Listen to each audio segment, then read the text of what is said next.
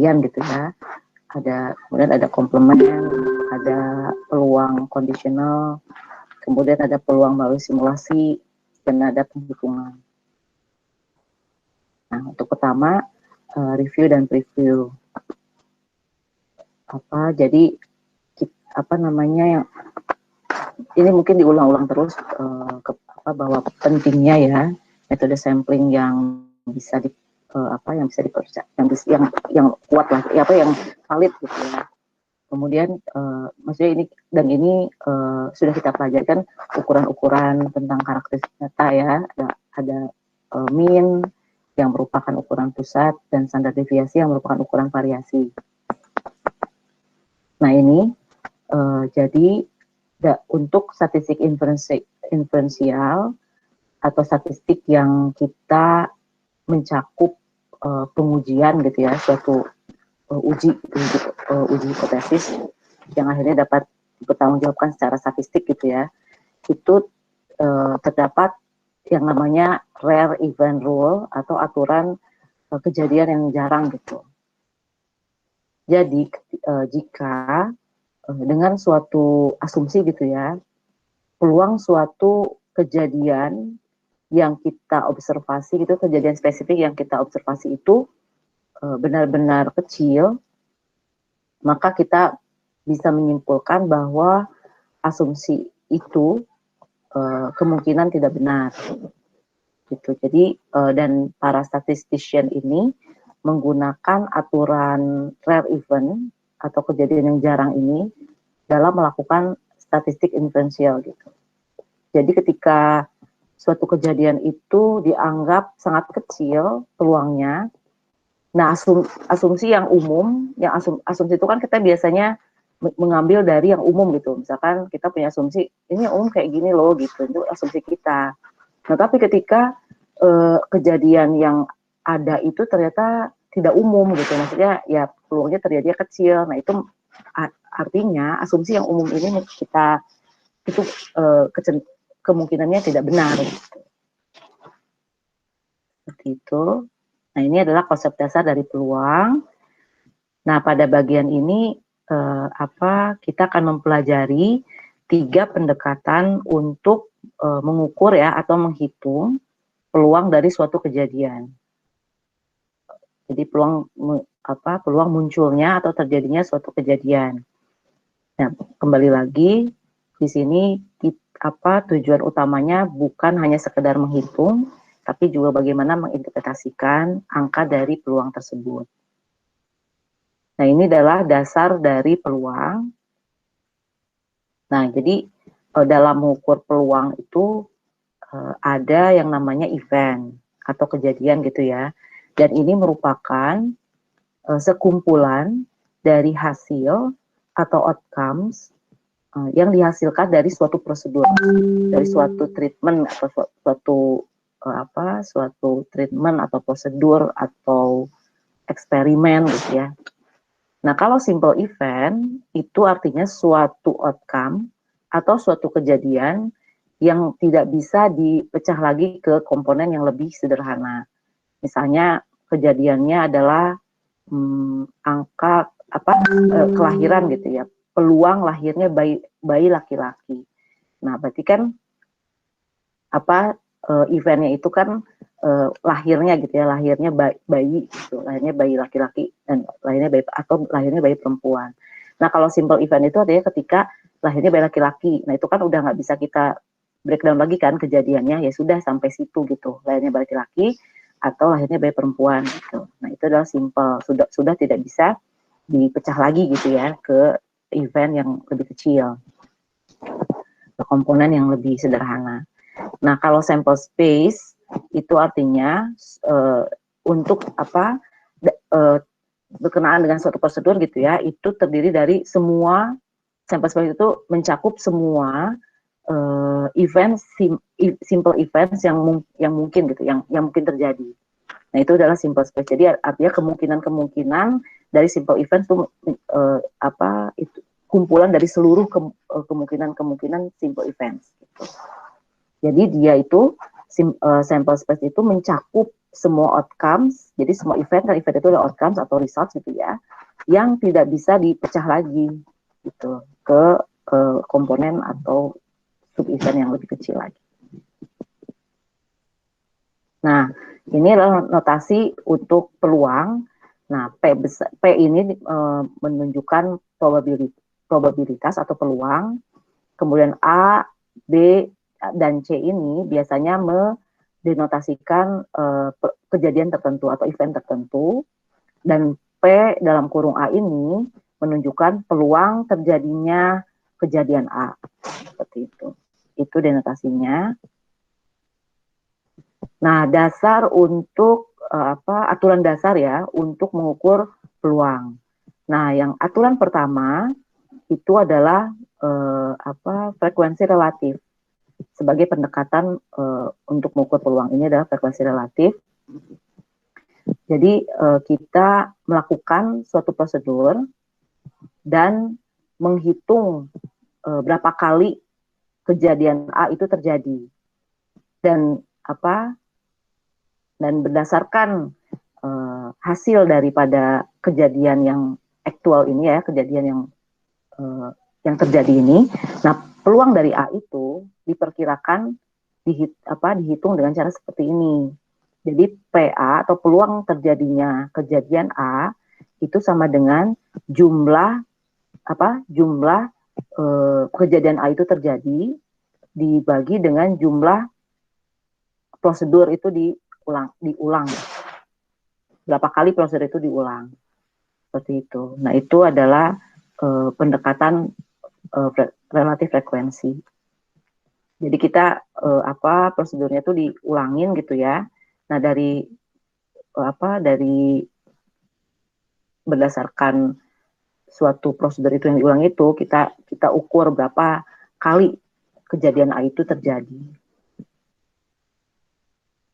Nah, kalau untuk classical approach, ini adalah pendekatan klasik. Nah, ini syaratnya setiap outcomes itu memiliki peluang yang sama untuk terjadi. Jadi untuk suatu prosedur itu misalnya memiliki simple event sebesar n. Nah, setiap simple event itu memiliki peluang yang sama untuk terjadi gitu. Setiap simple event ini. Dan pengukuran dari peluang A ini adalah S dibagi dengan M, di mana S adalah jika kejadian A itu terjadi sebesar S dan dibagi dengan jumlah dari simple events yang mungkin terjadi. Kalau tadi kan kalau si frekuensi relatif kita ulangin ya prosedurnya, terus kita ukur kejadian A itu ada berapa kali, terus kita bagikan Nah, yang ini ya, jumlah A terjadi berapa, kemudian prosedur yang dilakukan berapa kali. Nah, kalau ini itu kita mengukur dulu sampel space-nya lah ya. Sampel space-nya itu kita tentukan dulu event-event yang mungkin terjadi itu seperti apa, dan itu berapa jumlahnya. Kemudian baru kita identifikasi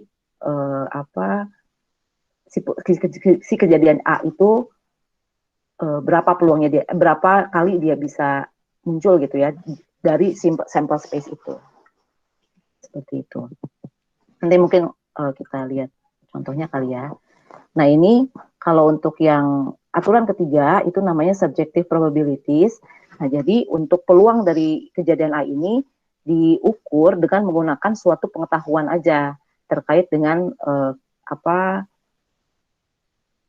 kondisi yang ada lah, kondisi yang relevan dengan kejadian itu. Jadi ini hanya sifatnya subjektif lah ya. Mempertimbangkan yang ada saat ini. Jadi bukan hitung-hitungan matematis gitu, hanya mempertimbangkan biasanya kayak gini, mungkin peluangnya segini gitu.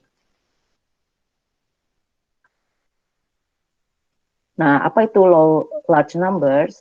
Nah, ini kaitannya dengan peluang yang didekati dengan pendekatan frekuensi relatif. Jadi kalau kalau misalkan relatif frekuensi itu kan bukan dari aktual ya, kalau yang si classical itu kan dari betul-betul dari aktual kita tentukan dulu sampel space-nya, Kemudian kita tentukan peluangnya berdasarkan sampel space itu.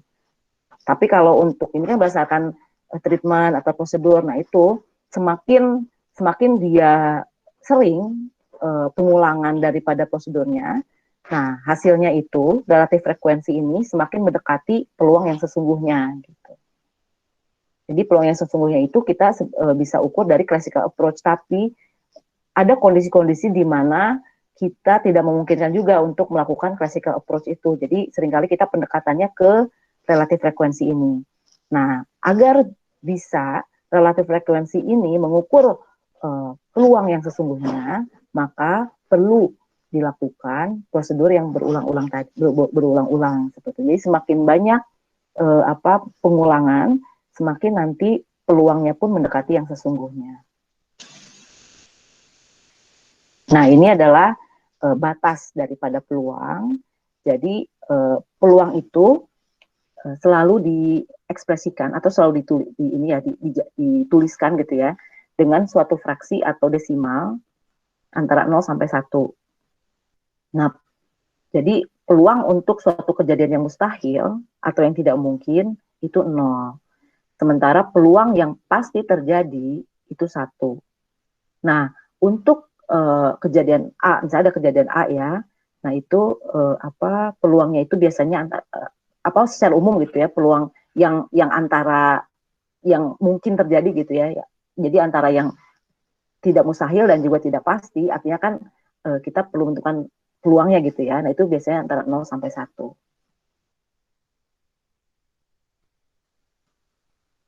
Nah ini, jadi angka-angka untuk peluang ini ya yang jadi dia antara 0 sampai 1, di mana 1 adalah pasti terjadi. Nah, kalau yang yang antara 0,5 sampai 1 itu cenderung akan terjadi gitu ya. Kalau 0,5 berarti 50-50 change, bisa terjadi bisa tidak. Kalau antara 0,5 sampai 0 itu kemungkinan tidak terjadi, dan kalau 0 itu tidak mungkin terjadi. Nah, ini ada yang namanya complementary event, itu komplement atau reverse, bukan reverse, komplement ya, atau opposite ya, lawannya dari kejadian A. Itu adalah komplement, itu adalah biasa dinote dengan A bar itu ya, kayak ada bar di atas. Nah, ini adalah mencakup semua outcomes yang dimana kejadian A itu tidak terjadi. Gitu. Jadi A itu kan peluang A itu suatu kejadian. Nah, kalau A bar itu berarti A itu tidak terjadi. Gitu.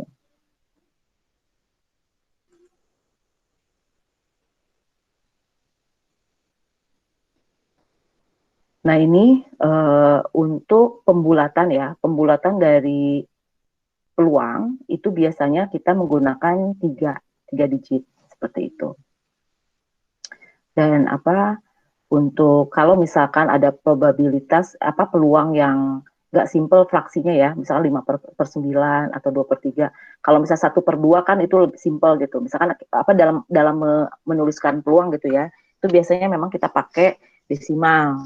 Bisa juga pakai fraksi, tapi dengan catatan si fraksi itu sederhana gitu. Kalau misalnya kayak 1/2 mungkin masih sederhana, tapi kalau sudah 5,9 gitu kan, terus atau 2,5 gitu, itu barangkali lebih baik dipakai desimal. Dan desimal ini yaitu biasanya menggunakan 3 digit. Nah, tapi kalau untuk misalkan 0,250, nah itu 2,5 saja, kosongnya tidak perlu dicatat. Sampai sini ada pertanyaan?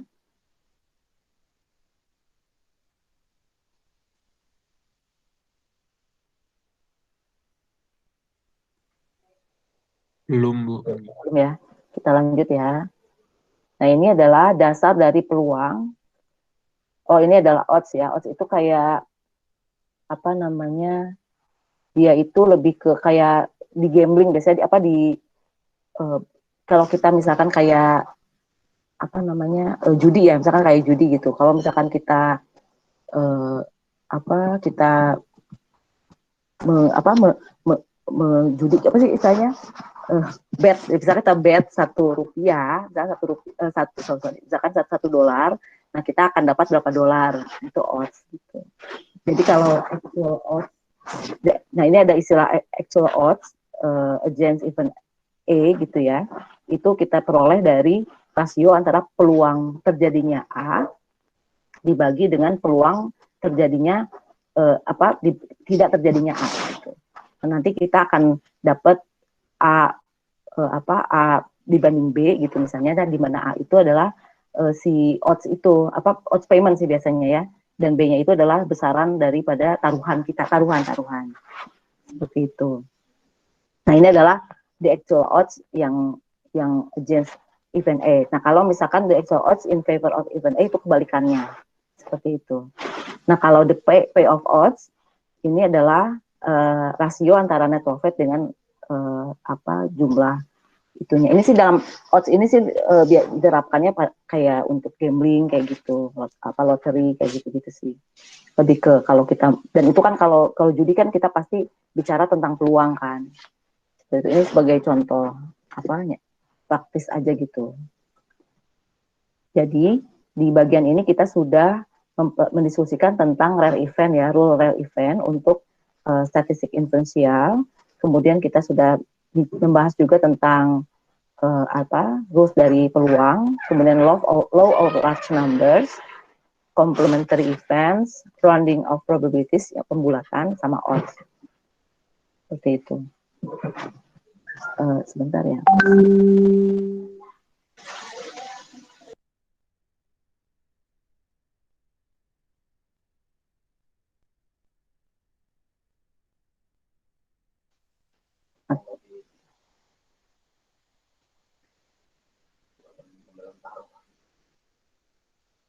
Oke. Kita lanjut ke aturan tambahan, addition rule. Jadi, pada bagian ini tuh kita akan mempelajari tentang aturan tambahan sebagai suatu instrumen atau alat untuk mengukur peluang, dan ini bisa diekspresikan atau kayak seperti ini ya, peluang A atau B gitu. Di mana yang artinya itu adalah ketika kita melihat ekspresi seperti ini, artinya peluang bahwa peluang terjadinya A atau terjadinya B gitu. Seperti itu ya. Jadi di sini keywordnya adalah atau gitu. Jadi bisa salah satunya atau bisa dua-duanya terjadi kalau or itu. Ini konsep-konsep dasar saja ya. Nah, nah, peluang A atau B itu di sini kan jadi untuk compound event itu, jadi dia menggabungkan dua kejadian atau lebih gitu. Jadi kalau kita lihat peluang A atau B itu artinya peluang pada suatu percobaan tunggal, jadi kejadian A itu terjadi atau kejadian B terjadi atau dua-duanya terjadi, itu cakupannya seperti itu. Jadi peluang A atau B itu cakupannya adalah peluang A terjadi, peluang B terjadi, dan peluang A dan B terjadi. Seperti itu. Nah, jadi ini adalah aturan umumnya ya untuk untuk kejadian yang kita gabungkan ini. Jadi intinya adalah kita pastikan bahwa kita gabungkan ada peluang A dan peluang B itu untuk terjadi, tapi pastikan nggak ada yang redundant gitu. Jadi jangan sampai ada peluang itu terjadi dua kali gitu. Jadi kita harus pisahkan peluang ya, kita tidak boleh memasukkan suatu ukuran yang lebih dari satu lah gitu. Jadi digabung tapi pastikan nggak ada yang redundant gitu, gitulah intinya. General rule-nya itu.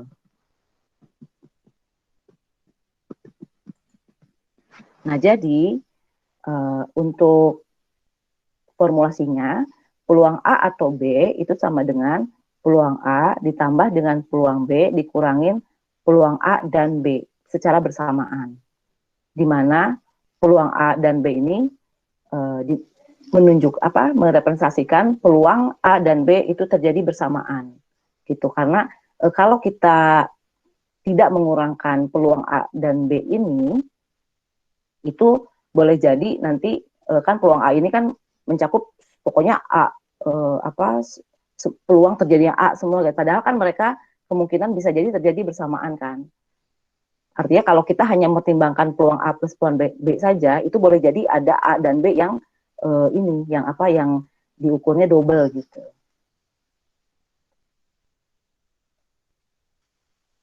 Dimasukkannya double.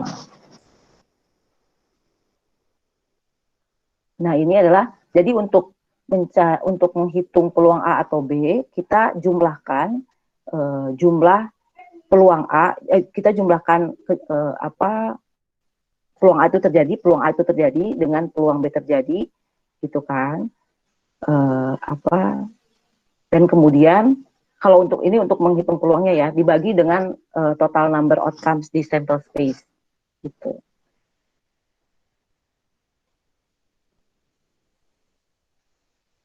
Seperti itu ya.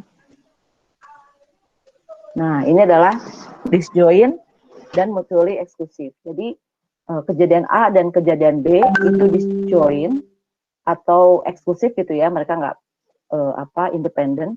Kalau kalau mereka tidak bisa terjadi bersamaan gitu, secara bersamaan gitu kan. Nah, kayak misalkan untuk diagram Venn yang sebelah kiri itu dia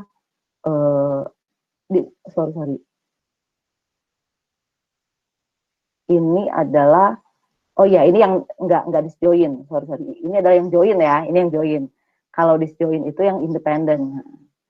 Jadi kalau yang untuk gambar sebelah kiri itu dia tidak disjoin karena dia ada irisannya, gitu. Jadi kejadian A dan kejadian B itu punya irisan, gitu. Tapi kalau untuk yang sebelah kanan itu dia independen, dia independen. Jadi terpisah gitu ya. Jadi A sama B itu nggak punya irisan. Itu yang dinamakan dengan disjoint. Nah, dikaitkan dengan complementary event, maka peluang A dan peluang tidak terjadi A tentu saja disjoint. Mereka itu pasti independen. Kalau misalkan either terjadi atau tidak terjadi. Nah, ini aturan dari kejadian yang komplementari sifatnya.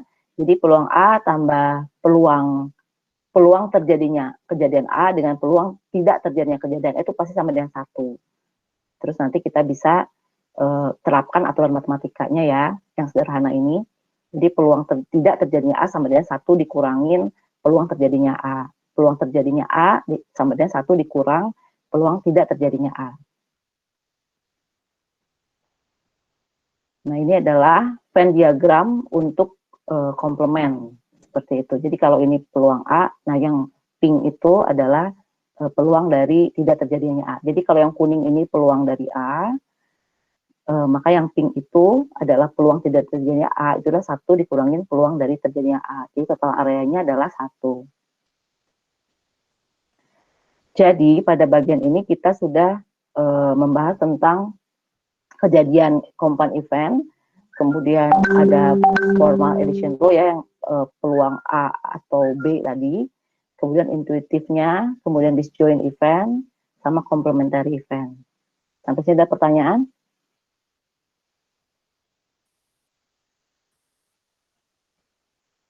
Belum? Bu, izin bertanya. Ya. Untuk yang kejadian gabungan, Bu, yang ya. P, A, atau B itu maksudnya dijumlahkan dari jumlah cara kejadian A yang dapat terjadi sama B yang dapat terjadi itu gimana, Bu? Bedanya sama yang peluang A dan B itu gimana? Ini tergantung dari, ini tergantung dari informasi yang kita dapatkan ya. Kalau misalnya informasi yang kita dapatkan itu berupa banyaknya kejadian, berarti untuk mengukur peluang tergantung dari informasi yang kita peroleh. Kalau yang kita peroleh sudah dalam bentuk peluang terjadinya A peluang terjadinya B. Misalkan kita sudah diketahui nih informasi itu sudah kita pahami.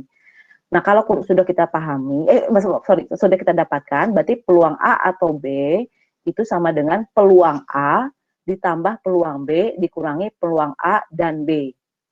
Itu kalau misalkan informasinya sudah kita peroleh. Tapi kalau kita informasinya itu berupa masih berupa angka, misalkan jumlah orang yang kalau di buku kan contohnya ini ya. Contohnya itu apa sih yang tentang pengetesan itu ya, pengetesan obat itu kan, drug screening itu. Nah, ini kan yang dari hasil screening itu misalnya ya, itu kan yang diketahui kan jumlah orangnya gitu, belum dalam bentuk peluang. Nah, kalau belum dalam bentuk peluang itu kita caranya adalah dengan menjumlahkan misalkan jumlah A dan jumlah B dan dikurangin dengan jumlah A dan B misalkan gitu. Itu jumlahnya dulu, terus nanti kalau mau mencari peluangnya itu dibagi dengan sampel space-nya ada berapa. Jelas nggak? Iya, Bu. Terima kasih. Udah jelas, betul. Iya, Bu. Jadi nanti tergantung informasinya gitu ya. Kalau misalkan kita sudah ada peluang, langsung kita masukkan ke rumus yang kita punya kan, peluang A plus peluang B minus peluang A dan B gitu. Tapi kalau dalam bentuk tabel gitu kan, dalam bentuk jumlah orangnya atau jumlah observasinya, nah itu kita perlu melakukan penjumlahan manual dulu, nanti dibagi dan sampel space untuk mendapatkan peluangnya gitu ya. Ada lagi?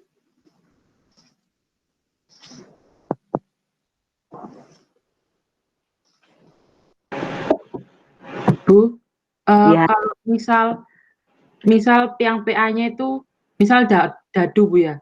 Terus kalau misalnya PA-nya itu seberapa banyak dadu nomor 6 seberapa banyak dadu nomor 6 itu kelihatan. Terus kalau yang PB-nya itu seberapa besar dadu genap itu kelihatan. Nah, kan 6 kan sama-sama genap Bu ya. Itu termasuk PA dan B tak Bu? Iya, betul. Nanti harus dikurangkan dengan PA dan B. Berarti kalau peluang munculnya misalkan satu kali itu ya, berarti kan peluang munculnya angka 6 kan 1/6 misalnya. Kalau genap berarti kan ada 3/6 ya, betul? Iya Bu. Nah, betul. Nanti dijumlahkan, nah dikurangin dengan si 6. 1/6. 1/6, betul. Berarti Gitu 3/6 Bu ya? Kenapa? Berarti 3/6 Bu. Betul. Oh ya Bu, paham Bu. Makasih Bu.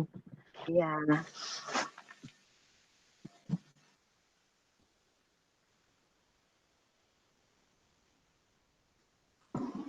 Ada lagi?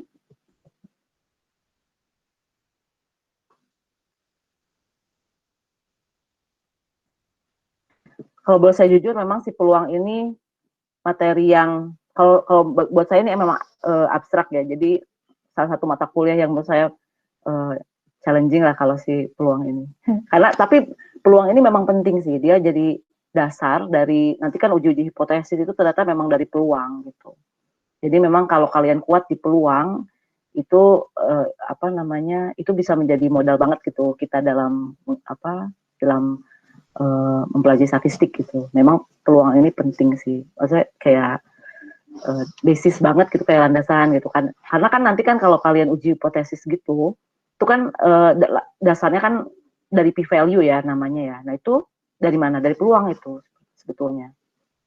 Jadi memang kenapa penting gitu untuk bisa memahami peluang ini. Tapi memang nggak mudah gitu. Memang ini menurut saya kalau misalkan udah masuk ke pelajaran-pelajaran seperti metodologinya, misalnya kayak regresi itu relatif lebih mudah lah dipahami gitu kan. Tapi kalau peluang ini sendiri karena dia merupakan dasar dan abstrak gitu ya, menurut saya sih memang relatif lebih sulit lah dibanding yang lain gitu. Termasuk yang sulit maksudnya. Maaf.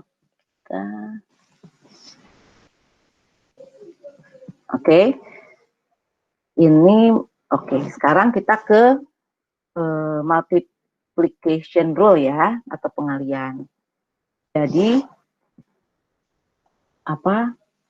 dasar dari aturan multiplikasi ini digunakan untuk menghitung peluang A dan B, yaitu peluang ketika kejadian A itu terjadi di percobaan pertama dan di treatment pertama atau percobaan pertama atau prosedur pertama gitu ya, dan event B itu terjadi di percobaan kedua atau di bisa prosedur, bisa pokoknya yang A duluan gitu, yang terjadi duluan, yang B terjadi setelahnya gitu.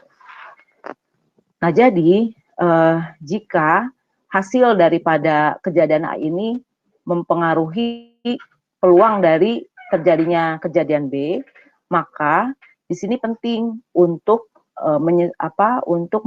mengadjust atau menghitung ulang gitu ya peluang dari B. Jadi artinya ketika si kejadian A ini bisa mempengaruhi kejadian B, maka peluang dari kejadian B itu perlu kita adjust gitu ya, perlu kita sesuaikan.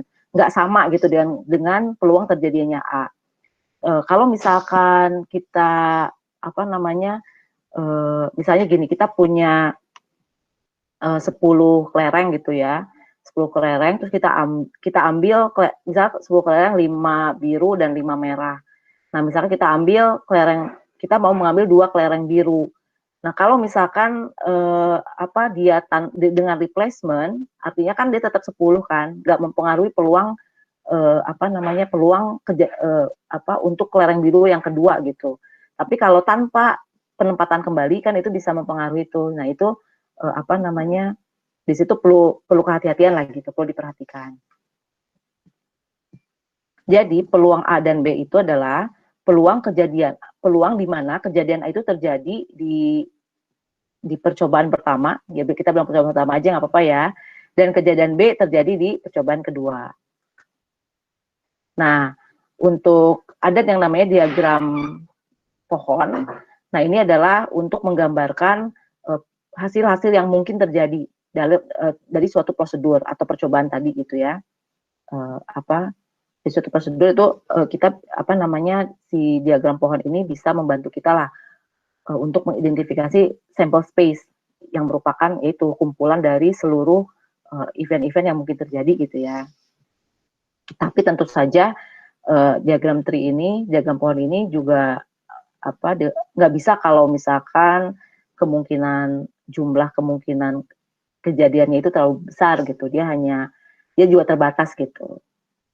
Makanya kita nanti akan mempelajari tools yang lain gitu untuk mengidentifikasi sampel space seperti itu. Kalau misalnya banyak gitu sampel space-nya. Kalau misalkan yang sederhana ya seperti tadi dadu gitu kan, itu masih bisa lah pakai diagram pohon kemungkinan eventnya itu, atau mungkin koin gitu kan, itu masih bisa antara head atau tail gitu kan. Nah, ini contohnya nih, misalkan ada 2 pertanyaan. Yang pertama true and false gitu ya. Terus ini pertanyaan pertama. Sementara pertanyaan kedua tuh pilihan berganda gitu, A, B, C atau D. Nah, ini misalkan kita ingin tahu seberapa peluang dari 2 jawaban ini jawaban benar gitu ya. Berarti kan kita tentukan nih sampel space-nya ya. Nah, sampel space-nya kan bisa jadi kan orang itu jawab true terus A gitu kan, jawabannya A gitu, true T B gitu kan, terus gitu. Jadi yang pertama kan ada pilihannya 2, yang pertanyaan pertama, yang pilihan kedua kan ada 5. Nah, berarti sampel space itu kita punya 10. Nah, untuk menghitung peluangnya, misalkan jawaban yang benar adalah true dan A gitu. Berarti peluang munculnya true dan A itu 1/10. Jadi peluangnya adalah 1/10. Seperti itu.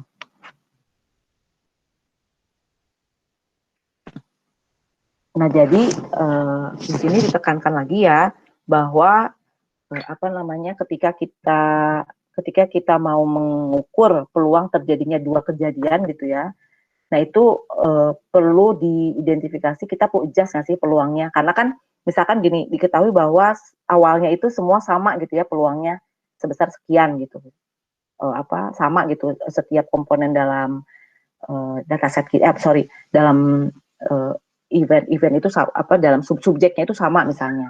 Nah, tapi ketika kita mau mengukur peluang terjadinya kejadian A, 2 kejadian secara berurutan gitu. Nah, itu harus dipertimbangkan untuk kejadian B ini masih sama nggak sih peluangnya sama dengan A yang sudah terjadi gitu ya. Nah, itu harus dipertimbangkan. Dan ini tergantung daripada treatmentnya itu sendiri. Nah, ini apa namanya prinsip yang tadi yang saya sebutkan. Jadi pokoknya peluang dari kejadian B itu harus mempertimbangkan kejadian A yang sudah terjadi. Gitu.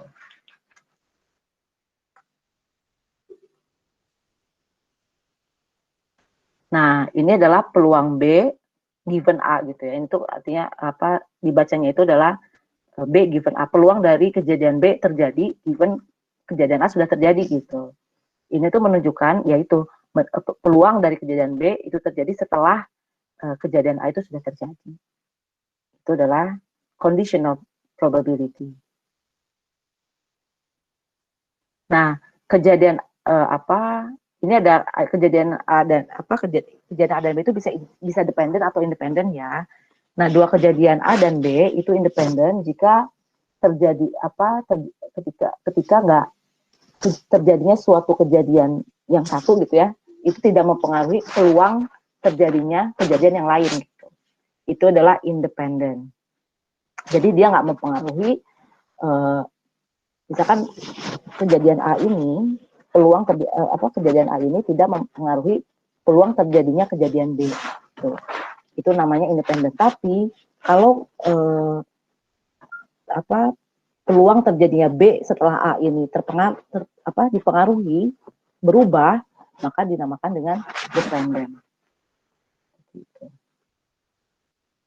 Nah, ini yang tadi ya.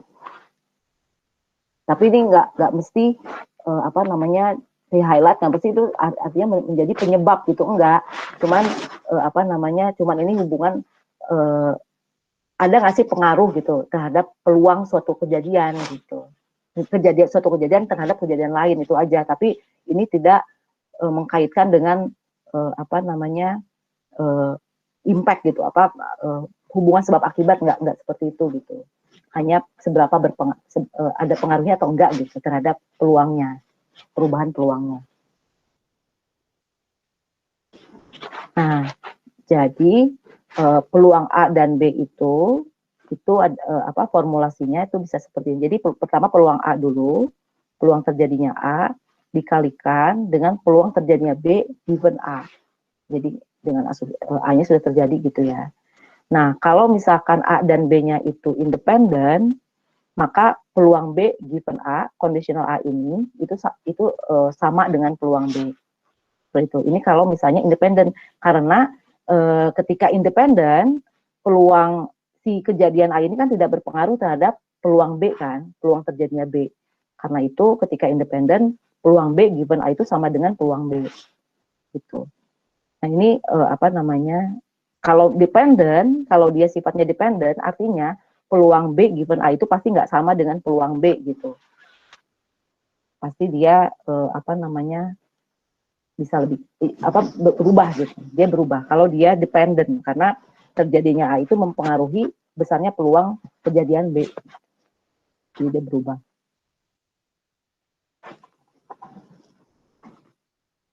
Jadi ini sih yang tadi saya jelasin juga ya. Jadi untuk mengukur peluang A terjadi di satu percobaan dan kejadian B terjadi di percobaan berikutnya, itu kita mengalihkan peluang A dan peluang B, gitu kan.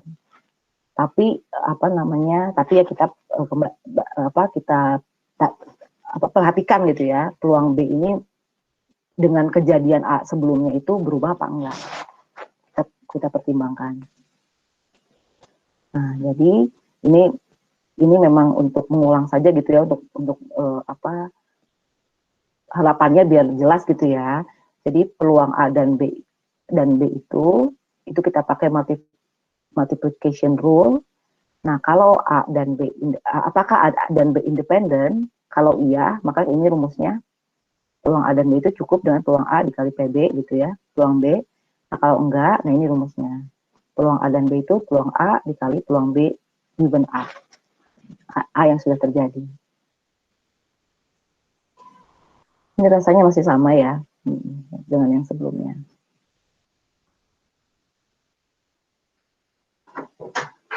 Ya, jadi balik lagi.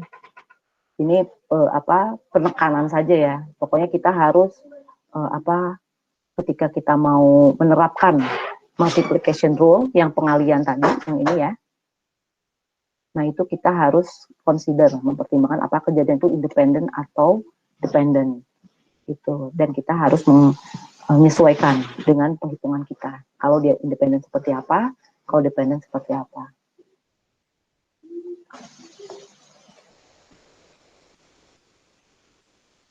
Jadi pada umumnya sih peluang dari suatu kejadian independen yang berurutan gitu ya cukup dengan mengalihkan peluang terjadinya kejadian tersebut gitu yang berurutan tersebut. Jadi kalau misalkan ini kan tadi kan kita mempelajari 2 event ya, peluang A dan peluang B. Nah, misalkan kita ada 10 event A, B, C, D sampai dengan berapa 10 J, A, B, C, D ya. Nah itu cukup mengalihkan saja gitu kalau mereka independen.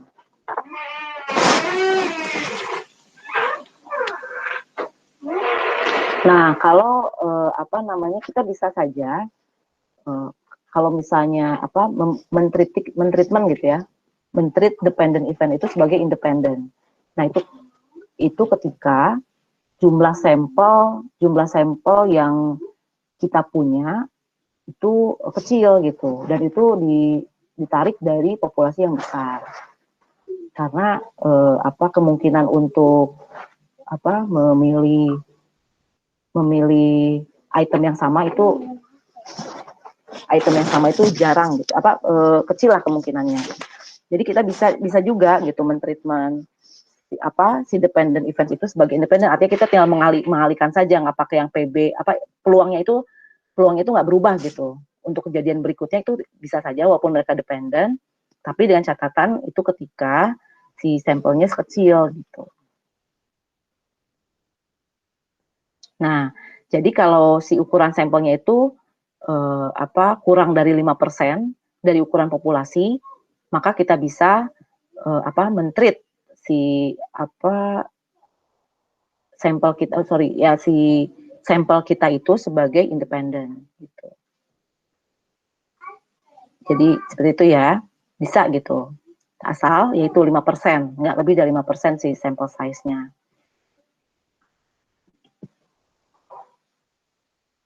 Nah ini principle of redundancy, yaitulah itu contohnya tuh kalau ketika kita ada single engine. Nah kalau kita punya dua independent electrical system gitu ya. Jadi kalau yang satu gagal, nah yang satu bisa gagal. Jadi maksudnya bisa saling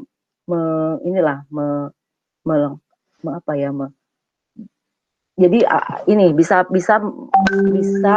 meningkatkan peluang dari suatu outcomes gitu ya. Misalkan kita kalau misalkan kita punya single engine, berarti kan tingkat rusaknya itu kan tingkat kita, kalau pesawat berarti tingkat keselamatan lah ya. Kalau bisa dia rusak kan berarti nggak selamat gitu. Berarti kan lebih besar gitu ya dibandingkan kalau kita punya dua sistem gitu yang kalau yang satu rusak yang satu bisa berfungsi gitu kan. Jadi dia bisa meningkatkan peluang untuk outcomes kita tuh terjadi gitu.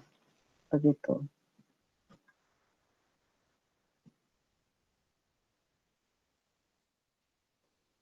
Nah, jadi untuk summary-nya, untuk fundamental kita, jadi kita ada peluang A atau B gitu ya. Peluang atau B itu berarti kita menggabung kejadian gitu.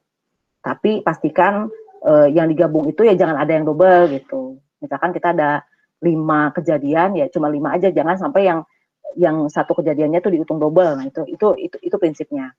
Nah, kalau untuk peluang A dan B, peluang A dan B itu kan itu multiplication kan, aturan multiplication yang kita terapkan gitu. Jadi tapi di sini yang harus kita hati-hati gitu ya, harus kita pertimbangkan adalah apakah terjadinya A itu mempengaruhi peluang dari kejadian berikutnya gitu. Seperti itu ya.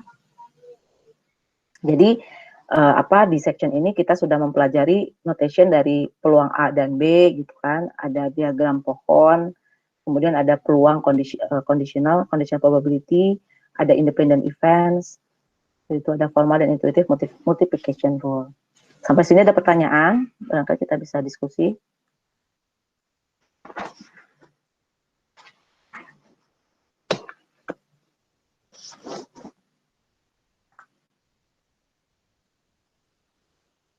Belum?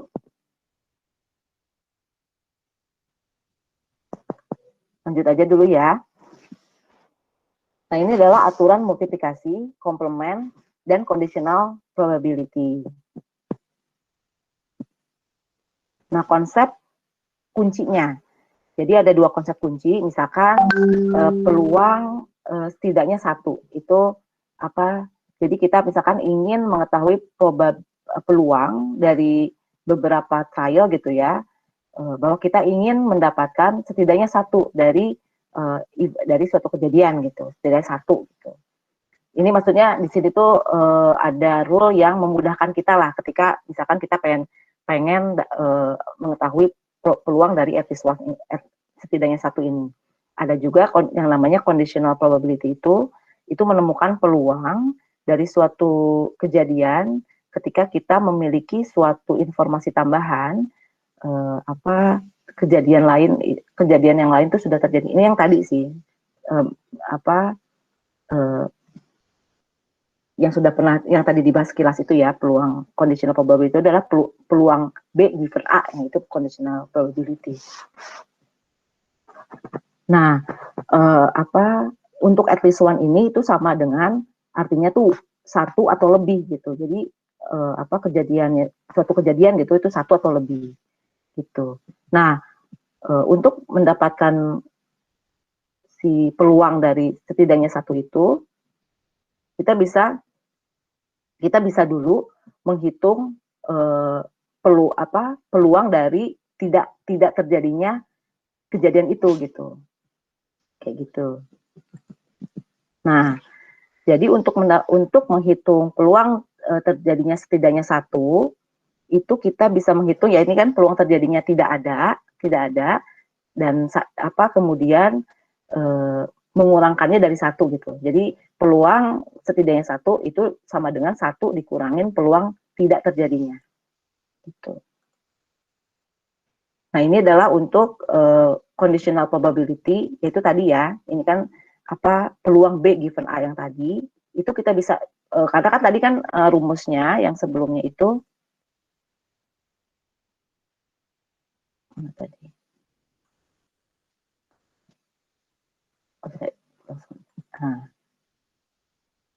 Sorry. Nah, ini tuh kan peluang tadi di atas sudah ya, bahwa peluang A dan B itu kan sama dengan peluang A dikali dengan peluang B given A. Nah, artinya untuk menemukan peluang B given A, berarti kita bisa menggunakan rumus ini, peluang A dan B dibagi dengan peluang A.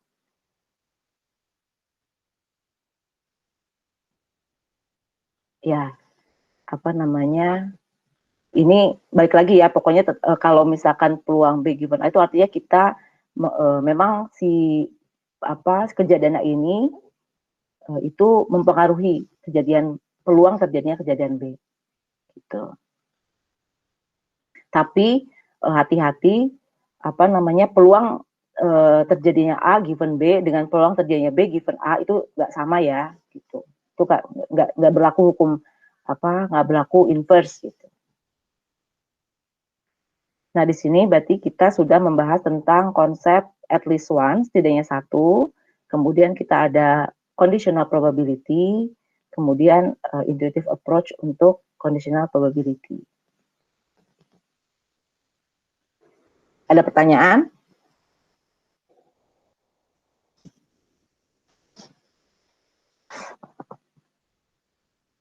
Kalau nggak ada, kita lanjut ya. Peluang melalui simulasi.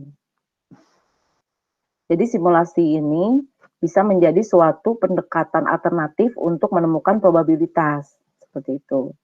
Nah, keuntungan untuk menggunakan simulasi adalah kita bisa kita bisa lebih mudah lah, lebih memudahkan kita gitu dibandingkan dengan formal-formal rule yang tadi lah gitu ya, kalau untuk menggunakan simulasi ini. Yang tadi yang peluang A tambah B ada rumus-rumusnya gitu. Nah ini memang bisa lebih memudahkan. Jadi simulasi dari suatu prosedur itu adalah suatu proses yang sebetulnya sama dengan dengan prosedur ya, gitu. Dan juga bisa menghasilkan hasil yang sama gitu. Simulasi itu.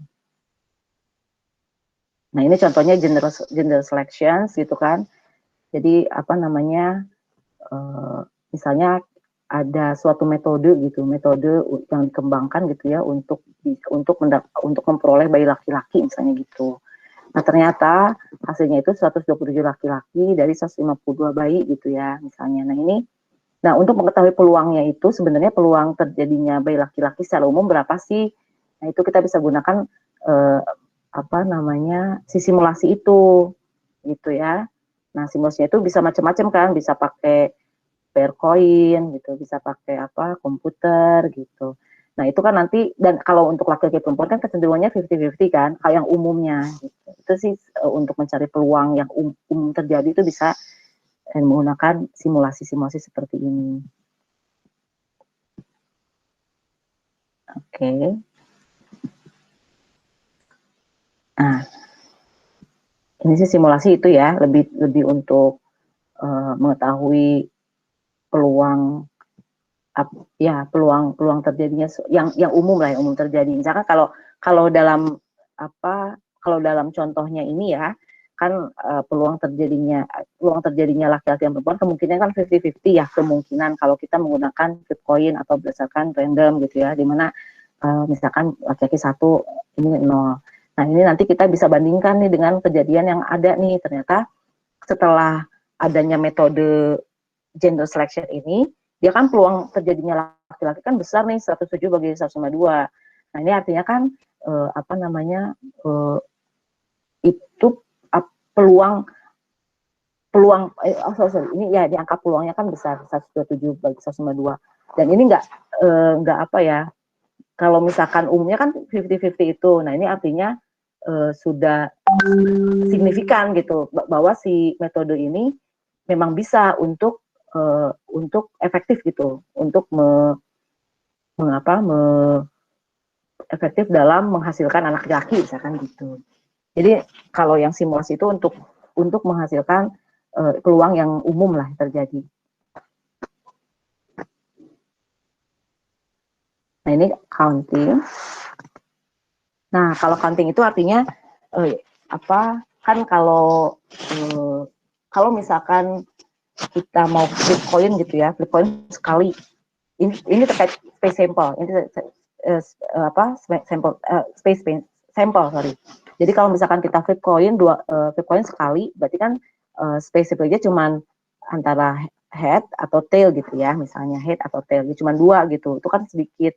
Nah ini adalah kita mau mempelajari tentang menentukan space sample itu, jumlah dari hasil, kemungkinan jumlah dari hasil. Tapi yang tentu saja yang kemungkinannya besar gitu, kemungkinannya sangat banyak. Nah, ini kalau misalnya untuk basisnya gitu ya, untuk counting rule ini gitu. Nah, itu misalkan kita ada 2 kejadian. Nah, satu kejadian misalkan muncul dengan 5 cara, dengan M cara, sorry.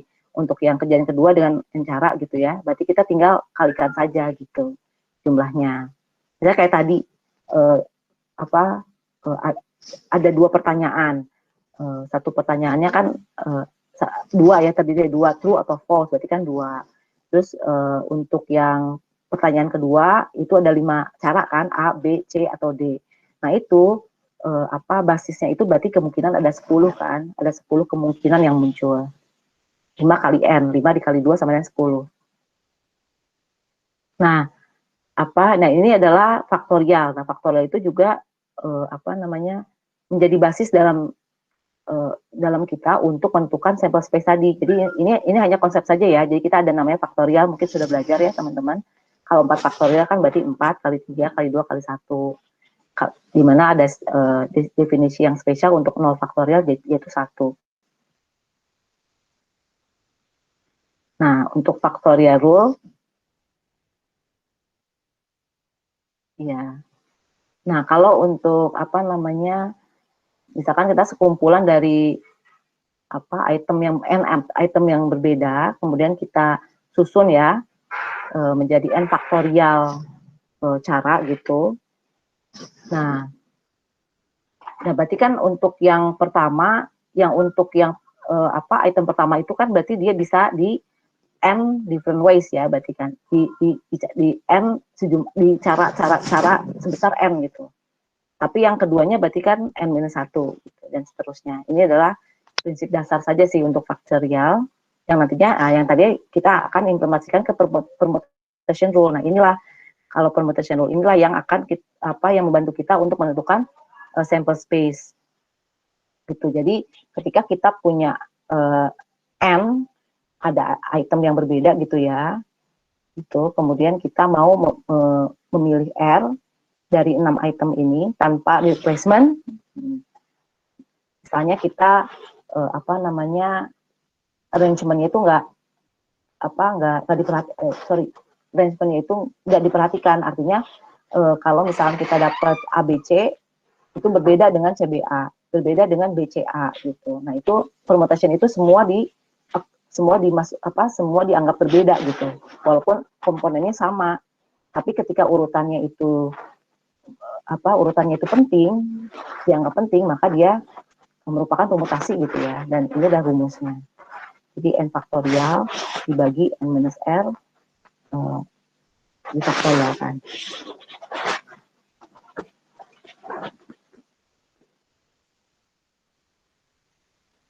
Nah, kalau ini ini kalau ada yang identikal ya. Kalau ada yang identikal beberapa itemnya, maka rumusnya menjadi seperti ini gitu. Misalkan kita ada n item, kemudian kita dan beberapa item itu sama gitu ya. Kemudian kita mau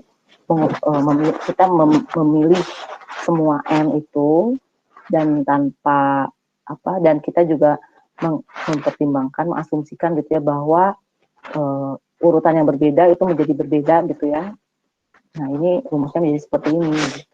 N faktorial dibagi N1. Nah, N1 ini adalah jumlah angka yang sama untuk angka pertama, N2 untuk angka yang kedua, NK berarti angka yang ketiga, angka yang ke K.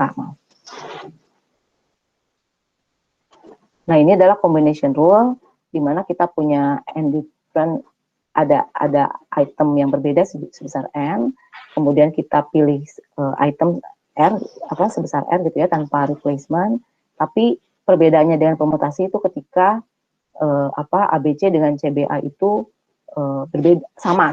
Jadi kita nggak menganggap bahwa urutan itu penting. Nah, dan tanpa replacement juga ya.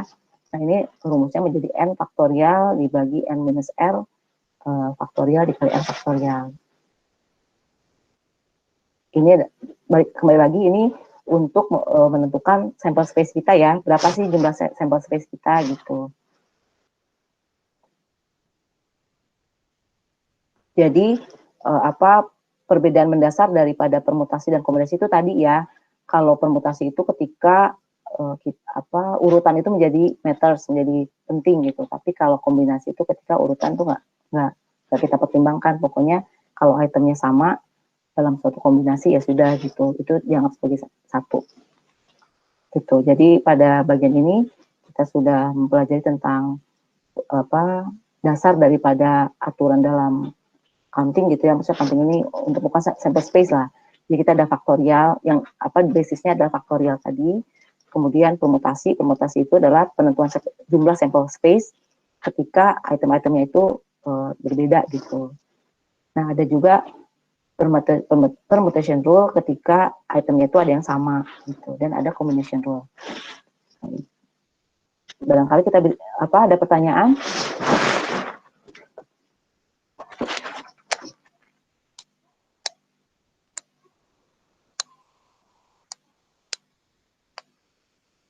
Belum ada?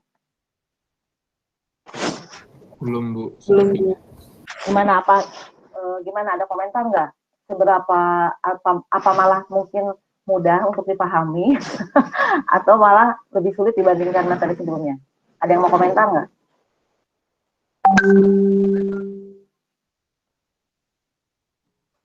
mungkin kayaknya lebih susah dikit Bu, soalnya kan butuh logika juga kan. Kalau materi sebelumnya kan kita tinggal ngolah data gitu. Iya, betul-betul. Peluang ini memang, iya ya, jadi memang lebih sulit ya untuk dipahami. Coba barangkali Dimar ada yang sulit yang mana? Kalau dari saya sendiri ya Bu, kalau dari teorinya mungkin enggak, tapi nanti kalau udah ketemu soal itu Bu, biasanya Oh iya, ini pakai permutasi apa kombinasi gitu. betul. Ya, oke baik. Berarti sekarang kita coba latihan soal aja ya. Udah jam 9 kan ya? Iya, Bu. Iya Bu. Ya, setuju ya. Nanti saya kirimkan soalnya ya. Terus nanti kita join lagi jam berapa? Jam 10, karena kita jam sampai jam 11 ya. Iya, Bu. Sampai jam 11. Nggak apa-apa ya, sampai jam 11. Oke, makasih teman-teman. Nanti saya kirimkan soalnya ya. Siap, Bu. Ya, Bu. Ya, makasih banyak ya. Pengertiannya. Iya Bu.